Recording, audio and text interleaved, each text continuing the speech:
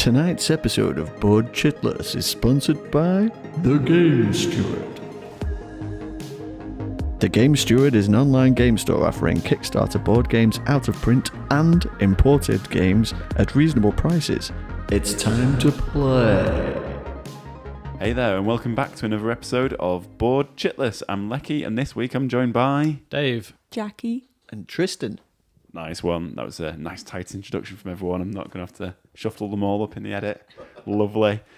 This week we've been playing 7 Wonders and 878 Vikings again.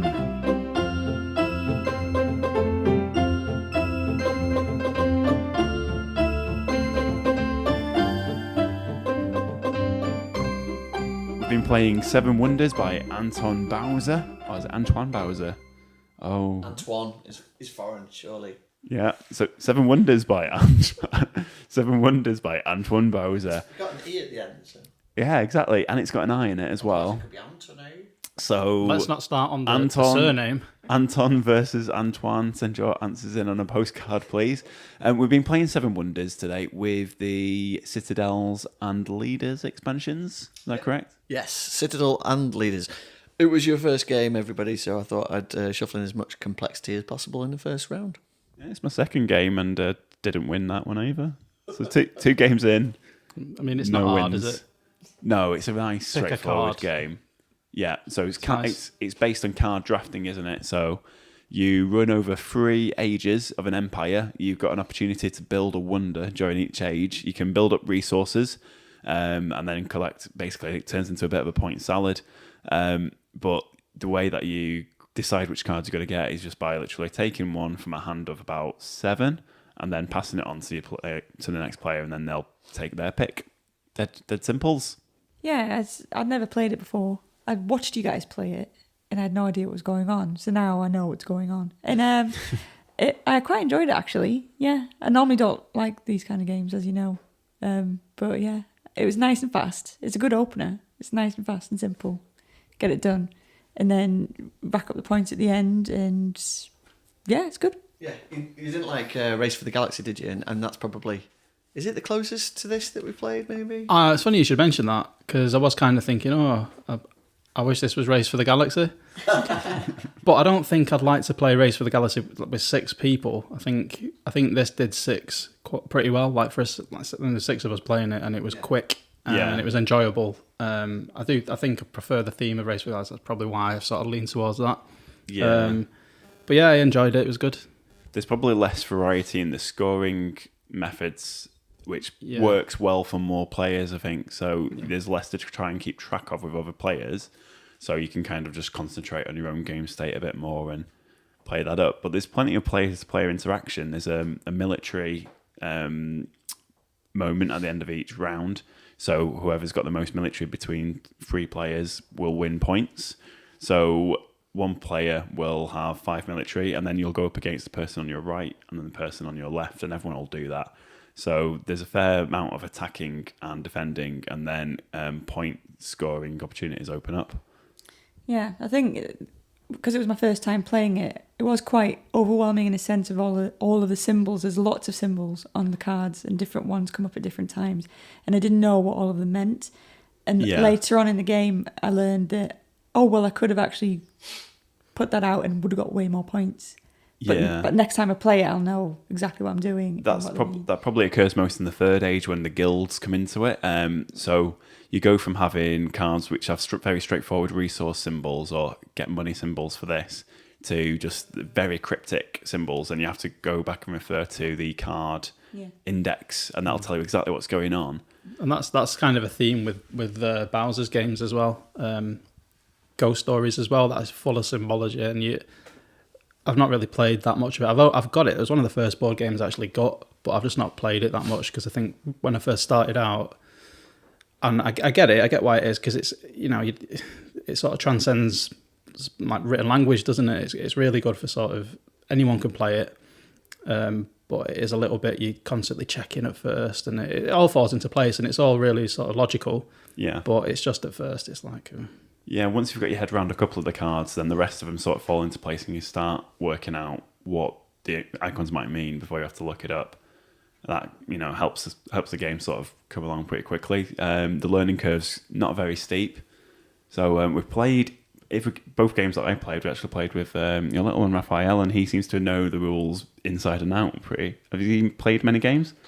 He's not actually played that many. I think we maybe played 4 games before this one with the family, and yeah, so he's 8, but he's sort of seized on the rules and picked them up pretty quickly. And I think it is one of those, once you've played it once. I played this once at UK Games Expo last year, and it stuck with me for ages after, to the point where when I was at Aircon, I think it was staring at me. It was on like the shop at the stand next door, and I was just like, oh yeah, no, that would actually be a really good game for the family. So picked it up, and it plays really quickly. Like, no matter how many players there are, because you're playing simultaneously, you're just revealing your hand and playing it all in one go. We slowed it down a little bit tonight so that everybody could work out and see what everybody else was doing. But once you've played it a few times, you're all just, playing a card down and drafting it and then passing your hand to the person on the other side of you. So you rattle through it really quickly. And the theme is very lightly pasted on, but it is a Civ theme, and I'm a sucker for Civ builders. So this is like the super, super, super diet light version of Through the Ages, like one of my favourite ever games. The artwork on it is fantastic. Once you've cracked the symbology, like Race for the Galaxy, I think it all falls into place really quickly. I think it edges Race for the Galaxy for me. I love Race for the Galaxy. But this one, it might just be the hot new thing, that we just started playing it a few times. But the art and the theme appeals to me more, I would say. And the fact that there's just light player interactions. You not only get to fight each other at the end of each age, you also get to buy like each other's resources. So you can build a wonder based on what the people sat on either side of you have got. And now that we've got the expansions mixed in as well, there's a few other ways you can sort of screw with other people by making them go into debt and things like that based on which guilds and which cards you play. So there's just enough to sort of keep you occupied and keep you building towards little combos of, like, if you get different symbols for science buildings, you get extra points at the end of the game. And as you say, the guilds that you mentioned, they give you all kinds of different scoring opportunities that come out in the third age. So there's just a lot to sort of look for and to manage. You've got your military, your science, your materials and gold and everything else. And it always feels like you're doing something, always feels like you're contributing and furthering your Civ. Yeah. So, do you think without the expansions, how long do you think it would have sort of held your attention without those expansions? that's a great question because we don't have many. I think we've got one for Race for the Galaxy. I know Sam. Yeah. Is it one that he's got? Yeah, Yeah. it's the Gathering Storm, I think it is. Yeah. So I mean, you always said when we played that this needs more. It does need more expansions. expansions. Yeah. Well, it's funny you say that because with Seven Wonders we played it like 2 or 3 times with the family. Went out and got leaders Straight away. Yeah, straight away. Yeah. I'm like that with everything. And today, on the way home from town, just popped into Fanboy 3 and grabbed the one that we chucked in tonight, which was Cities, I think it's called, and literally ripped the shrink off, chucked the box, shoved all the cards in and got involved straight away. But I think that's another advantage of this game, though. Like, you literally can just throw it in. It's not like it changes much. The rules are simple enough that you can just throw in whatever. Yeah, with Race for the Galaxy, it's a bit more complex, isn't it? I suppose it's switching it up quite a little bit more. Well, the stuff that we added in from the Gathering Storm is literally, we just added in the extra cards. Right. We've not even touched like the solo version of it yet, which apparently is really good. And with Seven Wonders, you got like the leaders expansion is different. It adds like another stage where everybody elects a leader at the start of each age, which can change things up a little bit as well. But without those, yeah, I don't know. It was a fun game. Oh, that's what it is. So we were playing it 3 players as a family, and you have the same pool. I think I might be wrong on this. I think you have the same pool of 21 cards in each age. So more players adds more cards, but it does mean that if you're playing with 3 players repeatedly, you're sort of going to see everything each game, and it's about which order you do, add them in and how you combo that. So yeah, so this, in that respect, I suppose is behind Race for the Galaxy, because Race for the Galaxy, you've no idea what combo is going to come out. You could be planning to pick up yellow cards or whatever and just never see them, or same with the military strategy and that. Whereas in this, you've got a lot more awareness of, oh crap, everybody else has just played a military card. Now I need to play the only one that's left, sort of thing. Yeah, and the game does keep you guessing as well. Like, I remember thinking, you can't really afford to neglect science sets because of how many victory points they bring in at the end of the game. And you can't really afford to neglect military because if you keep missing out, then you'll keep missing out on all these almost like victory point multipliers. But then Francesca just managed to bag the win, and she didn't really have any science sets, and she had very little military. I think she kept getting beaten up by everybody. I think she had no military. Yeah, but She had Cleopatra, didn't she? That was it, yeah. No, it was the other one, I forget her name, begins with a B. It looks like Cleopatra, but she's not. That's like Something, yeah. She also played one of the expansion things where you can get the Dove of Peace or whatever it is, where you're exempt from war. So then you sort of come out of the game and the people on either side of you battle instead, which is quite a neat little trick to add in the expansion. But again, it's quite a rare sort of card to get hold of. But yeah, she bagged the win from nowhere and by only 1 point.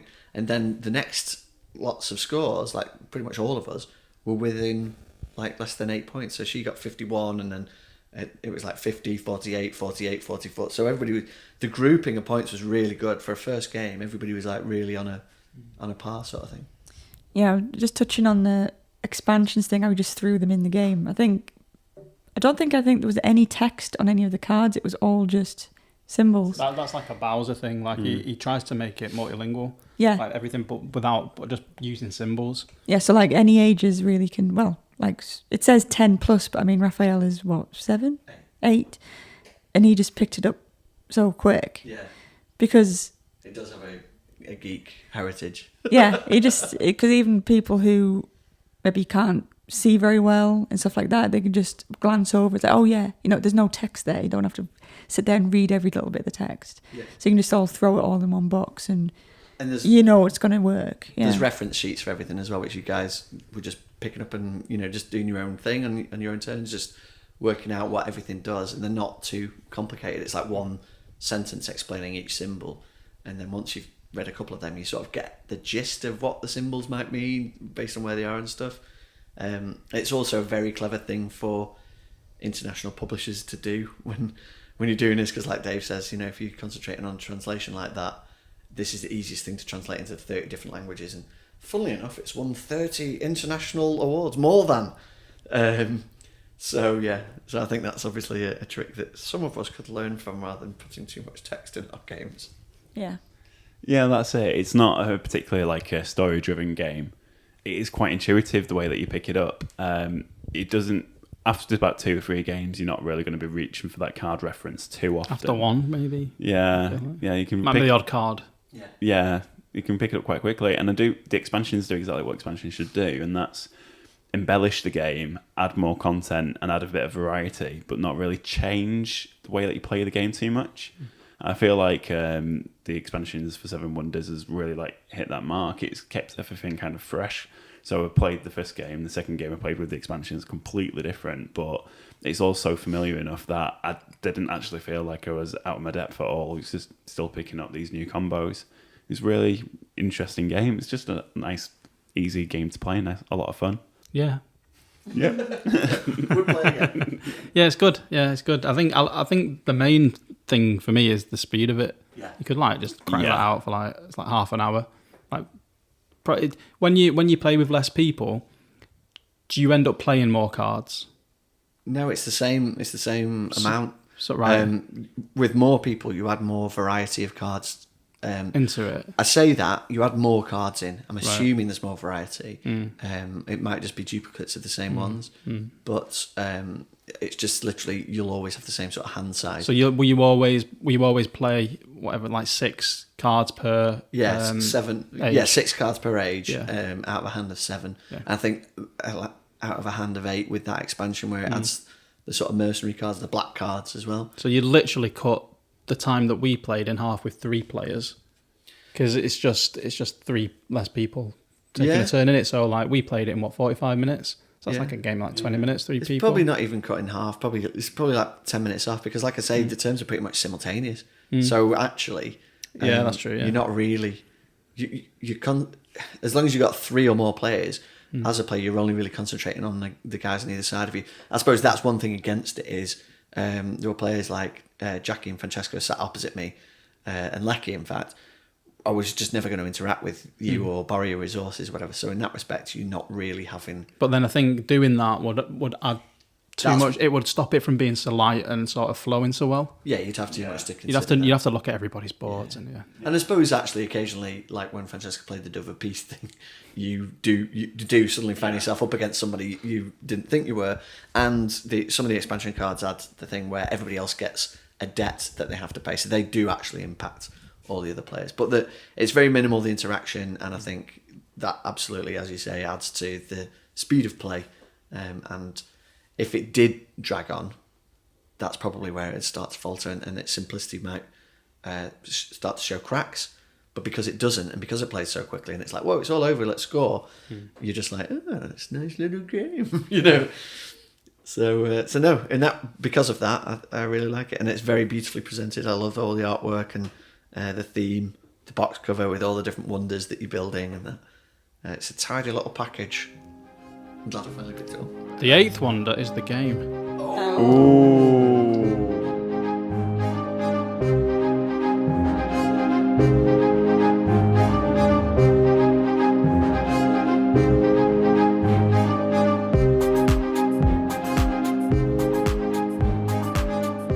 So the second game we played today was 878 Vikings from Academy Games. Now, me and Tristan did cover this game a couple of weeks ago, so if you want to pick up and see what we thought about the game as a 2-player game, you can jump back into the archive and listen to that. But we played it as a team game today. The expansions are available, but we just played the basic game. So, Jackie and Dave, what do you think about Vikings? You know, I had high hopes for this game because I've been watching The Last Kingdom on Netflix. And I was like, oh yeah, I'm in the mood for that. And I think I mentioned, I think for 2 players, it'll probably be much better. But as a 4-player game, I was just mostly sitting there going, yeah, all right, Dave, you can do that. Yeah, all right, Dave, we'll do that. And just sort of rolling some dice sometimes. And that was it. And so I think I was a bit underwhelmed, basically. Definitely was underwhelmed. Almost exactly like the dynamic of those Viking raiding parties. There's like one chieftain just pushing around a few other crews. I see what you mean. I had a pretty similar experience. I think it felt a bit more democratic on our side of the table. So it was me and Tristan versus Dave and Jackie. Or just Dave. or just Dave. And Dave's played... It's the first time he played the game today, isn't it? And Dave's played before with Tristan.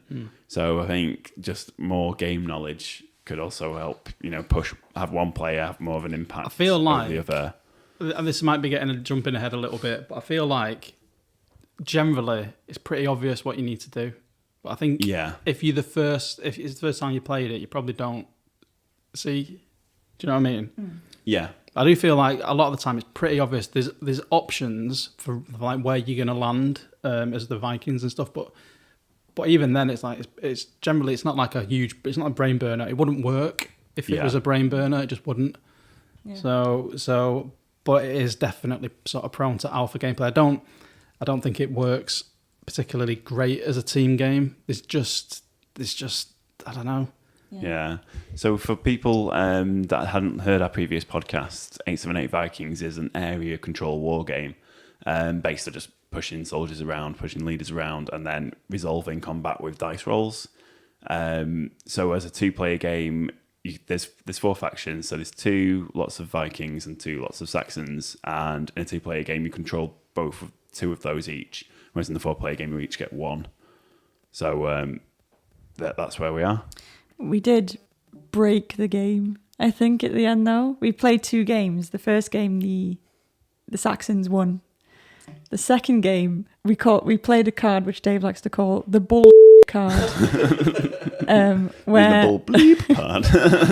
Where basically, historically, the Vikings have put a Thane in there and he's pledged allegiance. And any troops that end up in there, and if you have this card, as the Saxons, you are screwed. And you had your entire army on that. Led by Alfred. Yeah. Led by Alfred on that place. And I just went, right, here you go. and that was it. You just wiped. I think you had 3 or 4 guys left on the map, and that was it. It was the Viking equivalent of the Red Wedding, isn't it? Really? Yeah. I mean, I think we worked out the Vikings were going to win anyway, but I think. No, we worked that out because of that card. Yeah, but it did feel like, I mean, it wasn't a good win. It was just like one of them bull bleep wins. I don't know. I can see where you're coming from with that. And now that we know it's there, the same. Yeah, now we know it's there. We know how to respect those 3 areas in the middle of the board. Yeah. So there's only 3 areas where it's really going to come into effect, and it's got the little castle icon on it, hasn't it? But in terms of it breaking the game, it's just the way the game's set up. It's another way of... It's historically accurate. It's the three places in Mercia, isn't it, where it did happen. Yeah. What lets the game down is that the game makes a very big fact about this is a powerful card to play under the right circumstances, but there's no way other than by developing it through gameplay experience that players are going to know. So it does it leaves a very bitter taste in the mouth. And it almost, I don't know, do you feel like it might have felt like it's robbed you of that sense of satisfaction of a win? Not really, because I was looking at, because me and Jackie were on the same team, I was looking at that card for about 6 turns. Well, not 6 turns, only 5 turns a game, but for ages. And there was at one point where you had quite a large army in that area, and you might remember this now, but I was pulling troops out of a big battle that I probably could have won, but I was just pulling them out, and I was planning to get Jackie to just do it the next turn and kill everyone in there, but my guys won. My guys won somehow, because it's just dice chucking in it. It's just a lot, and this was one of the ways where it went that way. But later on, Alfred ended up in there, and he had a massive army, and just all died, and it was like it robbed, not robbed. I mean, it did a little bit. It felt like if the whole game hinged on that, I think it would have just been like a really sort of hollow. And I don't think you guys would like it. It's like Tristan says, that's not fun, is it? When you just pull like a card out of nowhere and go, "Ooh, that's a game win." Like no one likes that, do they? Yeah. And also, like, that card's been clogging up your hand for 6 turns, being absolutely useless. Well, I was reading it, and I was trying to see the symbols on the board, and I couldn't see them. And I was reading the card, and I was like, I understood what it meant and what I had to do. And I was thinking, when do I use this? And I'm looking at Dave, and he's like, no, it's all right, just leave it. Just leave it, it's all right, yeah. I'll tell you in a minute. Yeah. And then it clicked. And when Tristan said, shall we move him up, like Alfred and all of his men, into here? And I was like, yeah. Yeah. I was being a bit more subtle than that. I was going like, well, what about these places down here? Oh no. Oh, don't move into there. Yeah. And then it clicked. I was like, yeah, if he moves into there, that's his whole army wiped out. Yeah. Yeah, it was a last-ditch gambit from us, wasn't it? It's like... Yeah, it was looking a little bit one-sided, and it was the last opportunity where we'd have to claw back some cities. Yeah. So we had 30 troops all on Alfred's card, and we made a big pitch for the middle of England to take it back. And most of the cards in the game are actually really cool. The events add a cool dynamic to each battle. The Vikings can hold up in forts, and they get extra bonuses. They can avoid certain hits. The English can attack, and normally when they attack, they don't get to bring the fjord with them, but they've got cards that allow them to bring the fjord along, or advanced training cards. And all of these cards, all these events, impact the battle in a cool way. Or maybe you can have a couple of Norsemen or a couple of Thanes turn traitor and, fight against their brethren. And so it causes these cool little things. And usually the impact of that is 1 or 2 units are removed from the map, or maybe even more if you roll well, a couple of units. But to have one card remove 30 units from the game and instantly lose because of it. Now that we know it's there, of course, we can plan for it. Now that we know it's there, the Berserker player might just decide not to include that card in his deck or her deck. Yeah, well, we've not used the advanced events yet. Well, they're not advanced. I've been through them. They're all just duplicates. So you might just put like another one. An extra like shield wall or whatever you want to use, yeah. Yeah. Yeah. It's. I mean, now that we know that it's there, But now that's- it's a threat now, that's isn't okay. it? That's like you just don't go near but there. to discover it like that, Yeah. with like no inkling. Like, And I think we maybe it's mentioned something missed in the I book. think we but mentioned Dark Souls, like you sort of it's just thrust You upon just you, have to lose, and now yeah. you learn from it. But like it's like an hour of gameplay before you learn from it. if the tables were turned and we played it on you, that would have felt like cheap as hell. But only under those circumstances, because if you'd have played that when we'd moved maybe 2 or 3 militia in there, and you just remove those, you'd be like, oh man, that sucks. Yeah. It's just when we put all our eggs in one massive basket. Yeah. And that was the end of that. And I think we spent about 10 minutes looking on BGG trying to find, is there a way out of this horrific event that's just happened? Yeah, I had a look on BGG as well, and I think most of the replies were, well, now we know it's there, we'll just look out for that one next time. It was just a lot of people have been caught out by that. Yeah, especially first time players. What do you think about those sort of things in general? Because I know there's that we've talked quite often about that one card in Eldritch Horror that puts you back a mystery. Yeah. And when you know it's there, you just keep 2 clues, and you just keep 2 clues in the bank, and then when it pops up, gone.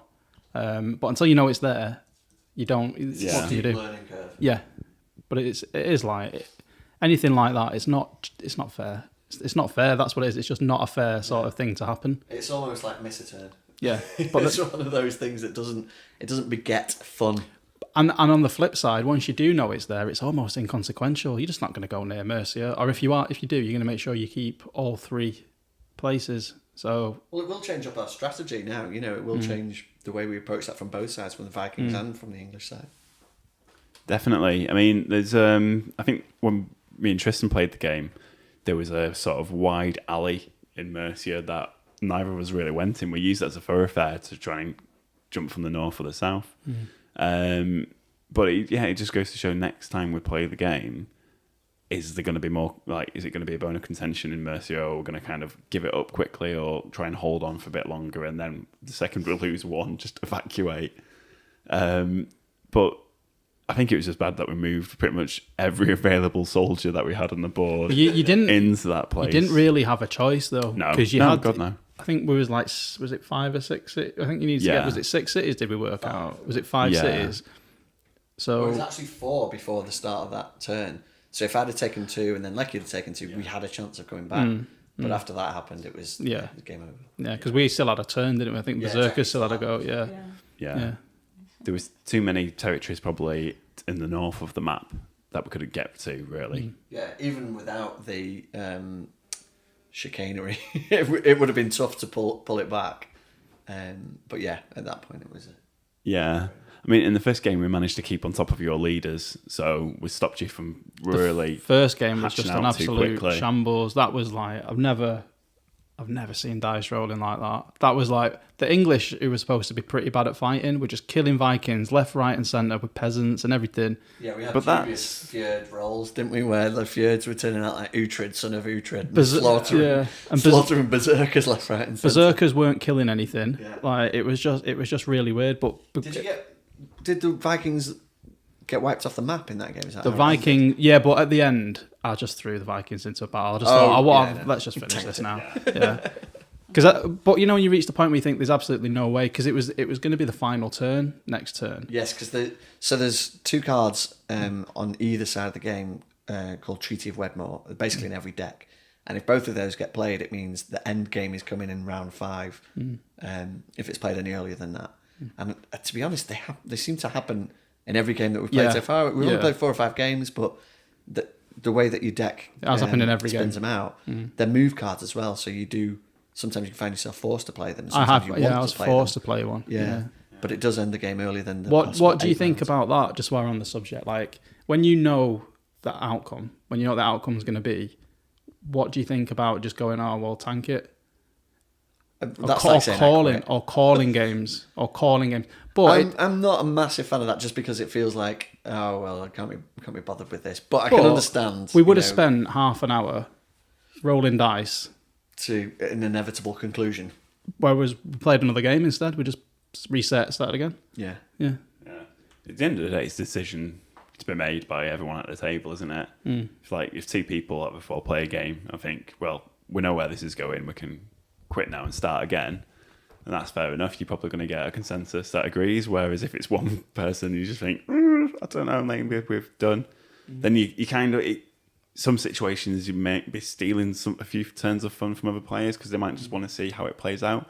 In other situations, like you're saying, it could just be an absolute waste of time to follow through. It just depends. That drastically affect games like Eclipse and Through the Ages and Nations. So if you bail on your civ, then or whatever, your army, then the knock-on effect for everybody else is a bit shitty, really. Yeah. So and like in Through the Ages, you can do that in the middle of war. Someone declares war on you, you just go, I quit the game, and there's rules for like what the impact of that is, like you resigning out before the war happens.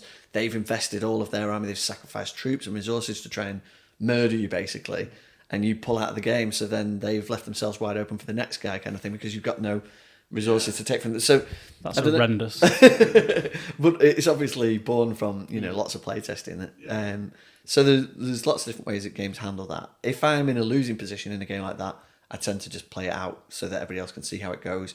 If the game allows you to win or lose that early on, that you think, I'm going to be playing for hours yet, and I know that I'm going to lose, that's definitely in the design thing. I don't know if this game does that because it's so swingy.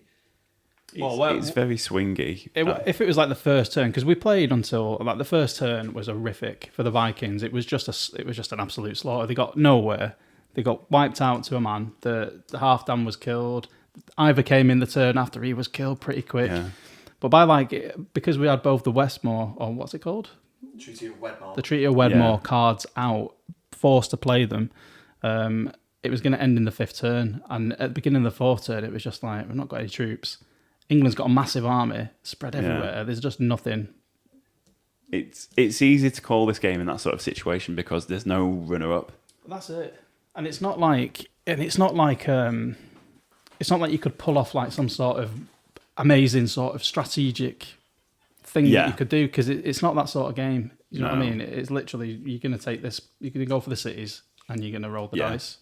So I think Tristan's right. I wouldn't ever sort of say in a game of Eclipse, like, whoa, because Eclipse is like, anything could happen in Eclipse. Even when, like, I remember that game we played with you, Leki. Oh. Do you remember? Did they come at you with some big ships? Yeah, and then you got slaughtered. Doesn't sound like me at all. But you got slaughtered, but not by me. I think it was Sam. Yeah. You left yourself wide open, and it looked like you were going to win. Oh yeah, that'll happen. And I came back as well because Sam took the pressure off me.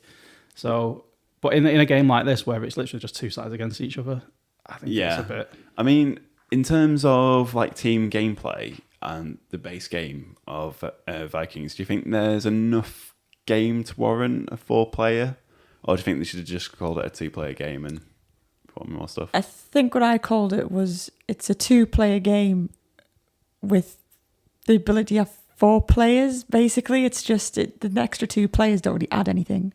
They're just rolling some dice and saying, "Oh yeah, I'll do that." That's it. There's no cooperative there. It's not like you're forced to play together. It's just they're just there. Yeah, and they have the extra role, and that's it. You're all controlling the same pieces most of the time. Like where you're not, you've kind of made a bit of a mistake. So yeah, it's not really. I don't know. Is it a team game? I say it's not. It really. Is a team game. It is a team game, but a team game's any good? Don't know. I think not. If you're playing it as a 2-player game, the variation in factions is quite interesting. You've got tough berserkers and weaker Norsemen, or tough housecarls and weaker thanes, and it's something that you play on, and it's quite interesting. And I thought before we started playing it as 4 players, I was interested to see how that dynamic would work out. I was like, I've got fewer guys, but they're a bit more highly trained. Like, he's got loads of guys, so he can bulk up everywhere, but and he gets more dice, but then his guys run away more often, sort of thing. We'll be moving each other's troops around, so there'll be a bit of back and forth in that kind of thing. And there was a little bit of strategic discussion, but at the end of the day, we were basically sort of sharing out dice and going, right, you roll this time, sort of thing. So in that respect, it didn't feel like I was holding any cards that I could surprise him with as much as, you guys. It was just very much, what should we do in this turn? It felt like 4 people playing 2 sides with a little bit of variety between the two. I think for less experienced gamers, that might be a nice touch. That might be sort of a cool way to get more people engaged in a 2-player game. But I think for us, maybe it didn't land as well. It didn't really hit, did it? I think when you've sat and had a look at something like War of the Ring, which to me or Distant Plane. That's not really a team game though. Like, but War of that's something else. War of the Ring is like, that is a team game, is it? Because Saruman and the other chap, Sauron, the bad man, Sauron, the baddie man, I think they're completely different. Like you own those troops. Like in this, because you're moving everyone, and you're moving the other person's troops everywhere. It's a bit like, do you need to be here, Leki? Probably not. Well, if Tristan wants to push his men from the other side of the map, he's going to have to do some stretching. Well, I think there was a point, I think, in the second game where we said, okay, no telling people what to do. And then Leki made a move, and then I just heard a squeaky noise from Tristan. Oh, yeah. As he was trying his hardest not to go, no, don't do that. I already violated that rule before I made that irksome. Yeah, so we came up with a house rule because of not really quarterbacking, but just louder players. Because the sort of game it is, if you disagree with what your teammate's about to do, and you say, no, you shouldn't do that, then that's it. Their turn's already kind of been sullied because they're going to wonder, well, we can't do that now because it's been vetoed. So we came up with the idea of that if it was your turn, then the teammate could be asked advice for, but not really give it without it being solicited, which didn't really work either because I just boned that game practically by moving a load of our forces from one key position where they were being quite useful into the middle of nowhere, right next to the rest of the army, where it wasn't a great move looking back at it. And then Tristan pointed out what the better move might have been, which it's brilliant as part of like learning. It's all part of like strategy games, but because of the way that troops move and the way that every action's kind of dictated, it's so easy for players to quarterback, be it if they willfully or not. Really, it's just making a suggestion to somebody at the wrong time can kind of ruin their sense of player agency. It's not the game's fault, and it's not gamers' fault. It is the game's fault because I think it is a 2-player game, and they've just stretched it. It's like we mentioned Star Wars Rebellion. The 4-player game of that's just falls flat, doesn't it? 2 players, it's a really good game. I really enjoy it, but 4 players, we were just sort of like.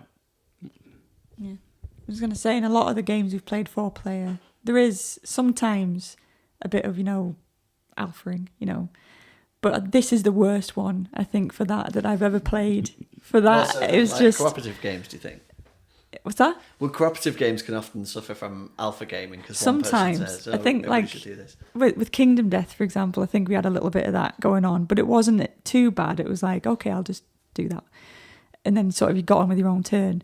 With this, it was like you have to do that, or what else are you going to do? Yeah, you're both going to lose. It's just it just doesn't work 4-player. Yeah, the complexity is not there really to stop stronger players from interfering with other players' turns, because when we're playing Kingdom Death, everyone's got a crib sheet, everyone's kind of optimised where their equipment is, you know what your attacks are going to be more powerful, and everyone's kind of working on what combos they're going to use and how they can evade the tactics of the monster. There's plenty going on.